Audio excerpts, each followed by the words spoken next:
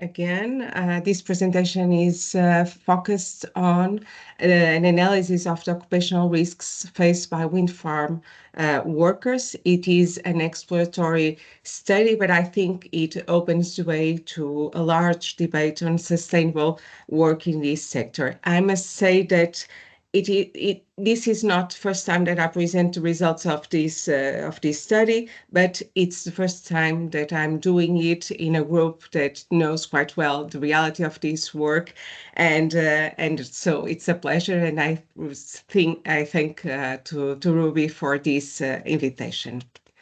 So we all know that combating climate change and investing in renewable energy is a societal challenge and one of Sustainable Development Goals. This missive of sustainable development has boosted the increase of wind farms and so-called green jobs.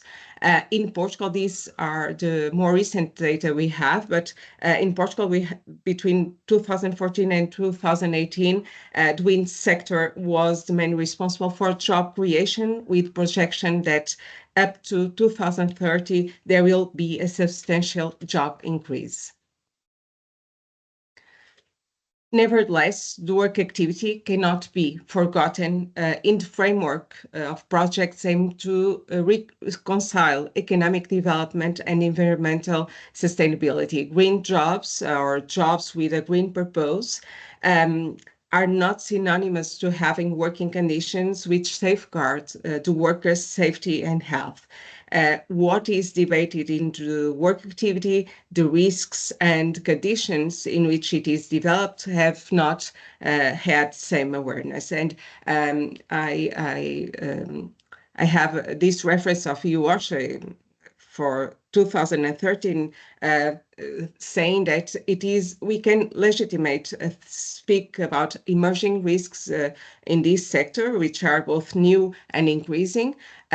Perhaps at this moment they are not so new, but even knowing that some of these risks are not specific, like working at high and in limited spaces, the environment and situations under which they occur with extreme weather conditions and remote areas make them necessarily unique. So the project has begun with a request addressed by a leading company in the renewable energy market in Portugal for the assessment of psychosocial risk factors that operations and maintenance technicians were subject to. And the sample was composed by 34 technicians with an average age of 34 years and an average seniority of 4 years. We faced different methodological challenges in the analysis of activity in this sector in real context due to the access to the farms, because we need to have authorization by the company providing wind services, but also by the client company, which is the owner of the operation concession. Also, the access to the activity in wind turbines with the imperative to climb up and down the wind turbine towers and stay in a confined space. And because of this, we had difficulties in the use of the privileged methods of ethnographic field work. So we face constraints to conduct longer observations in real context. Also, the work is organized in team pairs in each wind farm, and team pairs are widely dispersed geographically, and that's why we have a reduced sample size. So we have conceived an alternative methodological approach using complementary methods, individual interviews with key actors to explore the company's historical landmarks, because the company was at that time undergoing a fusion and acquisition process by an international group, and also interviews with operation and maintenance technicians. We have conceived an activity diary, as you can see here, an example, as a daily diary methodology throughout a working week, taking into account, namely, the wind farm where the work was being done, weather conditions, tasks performed,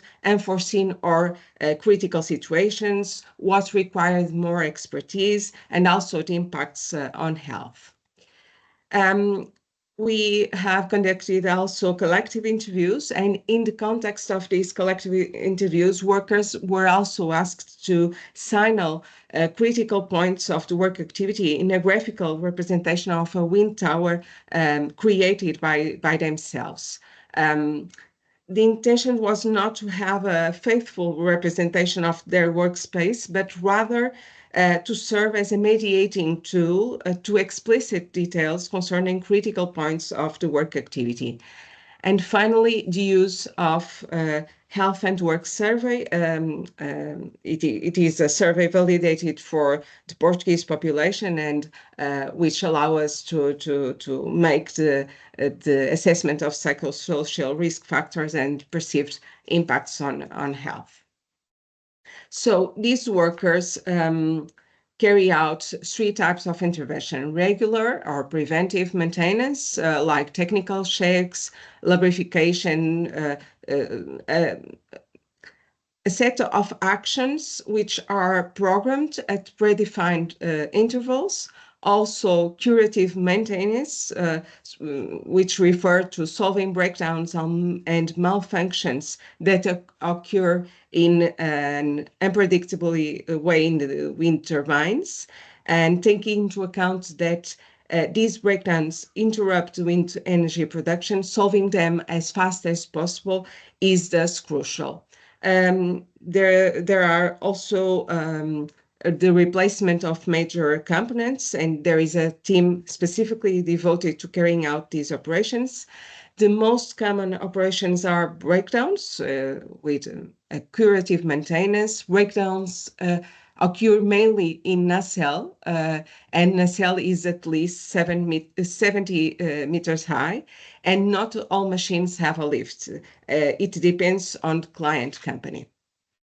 So concerning some of the physical risks highlighted by the workers, we may refer to working at high and on suspension, on torque, or changing unions and bus bars, working in limited spaces, on hub and on DO,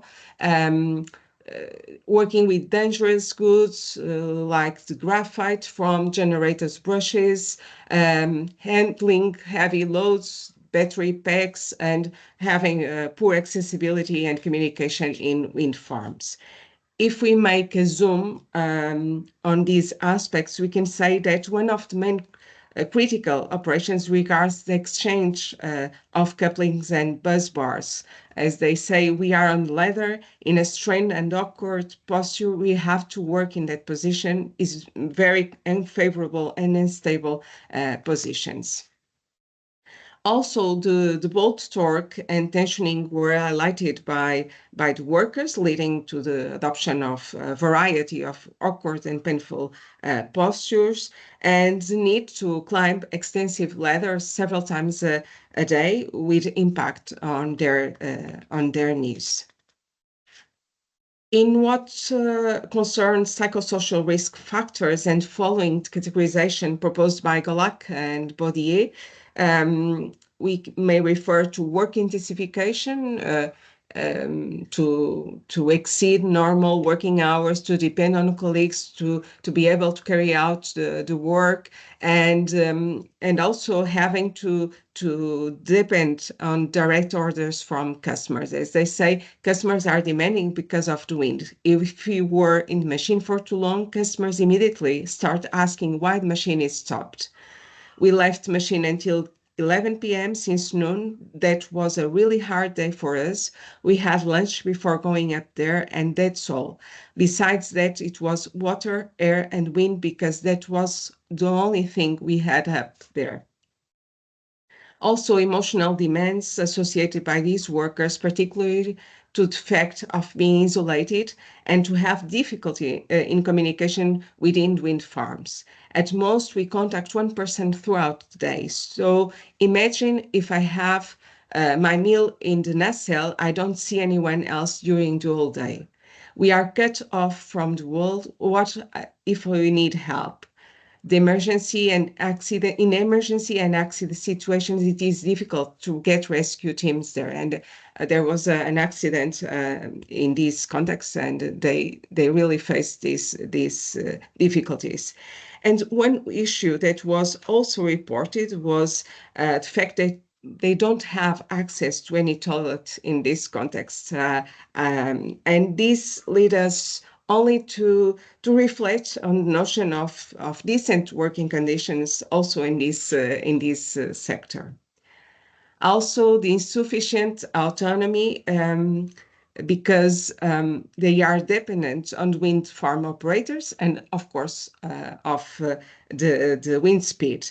Stopping the machine for maintenance depends on the wind, but it is subject to a major constraints because the machine must be stopped for the shortest time as possible. And wind limits for intervention vary depending on clients. The majority of clients, as a reference, if wind speed is less than 8 meters per second, the machine can be stopped. But if the wind speed is 18 meters per second or more, the intervention is not allowed. And also ethical and values conflicts, to have to do things they disapprove of, for example, changing all the air filter sleeves because temperature rises and causes the machine stop. And they disapprove this type of actions. Also, the poor quality of working social relations and work and employment insecurity. And this was mentioned only because of this process of fusion and acquisition of the company by the international group. They don't feel their job as a threat, is a threat, but in this context, they feel demotivated by this work. They feel pressure, lack of recognition, and another excerpt. They command us to take photos of everything that has been done. They don't trust us. That's the feeling at this moment in the company. Concerning the health complaints, musculoskeletal pain, I feel it in my knees and back. We have to ascend and descend several times, carry tools, and expend physical efforts in positions that are not very comfortable for us, and also accidents involving injuries such as cuts, abrasions, and at times some fractures. So even though these workers are young, most of them are in their 30s, they are already aware that this work activity could lead to premature aging. And they do not consider to be able to perform this activity until retirement age. And this assumption is based mainly on the effects they already feel in their bodies, a professional wear, that involves loss of muscular endurance and physical abilities, but also from the testimony of other colleagues. I can't imagine working here till retirement because of the physical impact. I have got a colleague who is 54 years old and he no longer does the same tasks.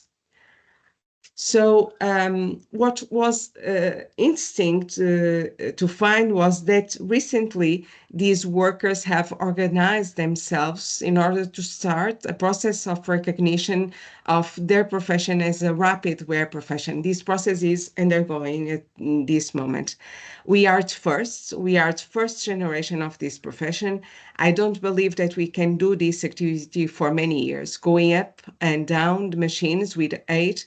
Even if you don't know others, the professional path of other colleagues, we already know it from the impact we feel today. So a double change, and I will finish. So a double challenge is both on one side, side to guarantee that occupational health and safety control measures for the existing and future generations of workers in green jobs so as to promote healthy work environments. And on the other side, OSH issues related to these green jobs should also be considered as an indicator of sustainability, knowing that they are a driver to sustainable development in this sector.